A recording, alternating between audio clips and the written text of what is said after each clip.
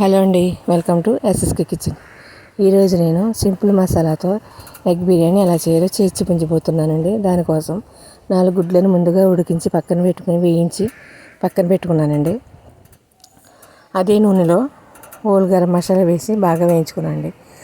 మసాలా వేగుతుండగా 2 చిన్న సైజు ఉల్లిపాయలకు తీసి ముక్కల కింద కట్ చేసి అవి వేసి గోల్డెన్ బ్రౌన్ కలర్లోకి వచ్చే వరకు బాగా వేయించుకున్నానండి. ఉల్లిపాయ ముక్కలు వేగుతుండగా కట్ చేసిన 4 చిన్న సైజు పచ్చిమిర్చి వేసానండి. బంగాళదుంపలు కట్ చేసిన 2 బంగాళదుంపలు వేసి వాటికి సరిపడా ఉప్పు వేసి బాగా కలుపుకొని మూత పెట్టి 2 నిమిషాలు మగ్గించుకున్నానండి. బంగాళదుంపలు బాగా మగ్గుతుండగా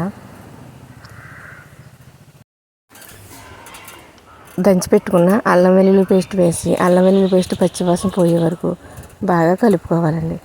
ఈలోపు చిన్న సైజు టమాటాలు 2 తీసుకొని చిన్న చిన్న ముక్కల కింద కట్ చేసి టమాటా ముక్కల్ని ఇందులో వేయాలండి.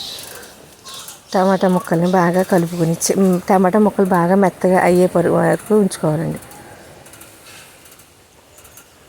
టమాటా ముక్కలు బాగా మెత్తగా మగ్గిపోయాయండి. చిన్న సైజు కొత్తిమీర కట్ట తీసుకురండి. చిన్న చిన్న ముక్కల కింద కట్ చేసుకుని సగం కొత్తిమీర వేసుకున్నాను. ముందు కలర్ కోసం 1 స్పూన్ కారం వేసుకోండి. కారం కూడా పచ్చివాసన పోయే వరకు వేయించుకుంటున్నానండి. కారం బాగా పచ్చివాసన పోయే వరకు బాగా వేయించుకున్నానండి. ముందుగా ఒక అరగంట ముందు నానబెట్టి ఉంచుకున్న బియ్యం అండి, 2 గ్లాసులు బియ్యం వేసానండి. 2 గ్లాసులు బియ్యం వేసేసి బాగా కలుపుకోనండి. మసాలాలన్నీ పట్టుకునేలాగా బాగా కలుపుకుంటున్నానండి. 2 గ్లాసుల బియ్యంకి గ్లాసుకి 2 గ్లాసులు చొప్పున 4 గ్లాసులు నీళ్ళు పోసుకున్నానండి. ఆల్రెడీ నేను ఉప్పు ముందు వేసుకున్నాను కదండి. ఇదే స్టేజ్లో ఉప్పు కూడా చూసుకోవాలండి. నీళ్ళు వేసండి. అందులోనే ఉడికించి పెట్టుకున్న గుడ్లను వేసి బాగా కలుపుకున్నానండి. బాగా కలుపుకొని మూత పెట్టి ఉడికించుకోవాలండి. ఇదిగోండి బిర్యానీ ఉడికిందండి. ఉడికిన వెంటనే తీసి కొత్తిమీర చల్లి సర్వింగ్ ప్లేట్లో తీసుకోండి. నా ఛానల్ మీకు నచ్చినట్టయితే సబ్స్క్రైబ్ చేసుకోండి.